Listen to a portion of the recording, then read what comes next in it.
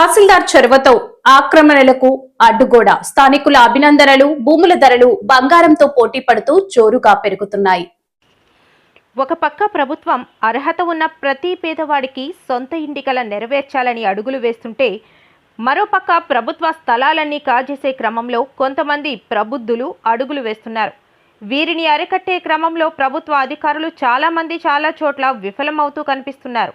ఈ క్రమంలో పెందుర్తి మండలం 95వ వార్డ్ చీమలాపల్లి గ్రామం డంపింగ్ యార్డ్ పక్కన విఎంఆర్డీఏ గెస్ట్ హౌస్ను ఆనుకుని ఉన్న కొండ సర్వే నెంబర్ 26లో హుదూద్ తుఫాను సమయంలో 11 మందికి స్థానిక తహసీల్దార్ ఇళ్ల పట్టాలు ఇవ్వడం జరిగింది. దీన్ని ఆసరాగా తీసుకుని కొద్దిమంది స్థానికులు పెద్ద మనుషులుగా చెలామణి అవుతున్న వాళ్ళు ఏ ఎండకు ఆ గొడుగు పడుతున్నట్లుగా పార్టీలు మారుతూ అధికార పార్టీకి కొమ్ము కాస్తూ అక్కడ స్థలాలు చదును చేసి ఒక్కో స్థలం సుమారు 5 నుంచి 10 లక్షలకు అమ్ముకోవడం వాళ్లకు జీవనోపాధిగా మారుతోంది. అలా ఈరోజు అక్కడ చూస్తే సుమారు 10ల సంఖ్యలో ఆ కొండ ప్రాంతాన్ని ఆక్రమించి సుమారు 60కి పైగానే ఇల్లు నిర్మించుకోవడం జరిగింది. ఇదిలా ఉండగా ప్రభుత్వ భూములు కాపాడే సిపిఐ పార్టీ నాయకులమని చెప్పుకుంటూ కొద్దిమంది ప్రభుత్వ భూములను మింగేస్తున్నారు.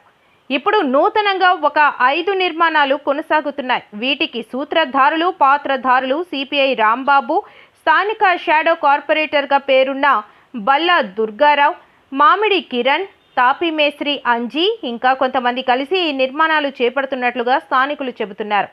ఇవన్నీ చూస్తున్న కొద్దిమంది స్థానికులు హర్షాంధ్ర పత్రికకు ఇచ్చిన సమాచారం మేరకు సదరు స్థలాన్ని పరిశీలించగా అక్కడ సాక్షాత్తు తహసీల్దార్ ప్రభుత్వ భూమిగా పరిగణించి ఏర్పాటు చేసిన బోర్డును పక్కన పెట్టి నిర్మాణాలు జరుగుతుండడం గమనించడం జరిగింది.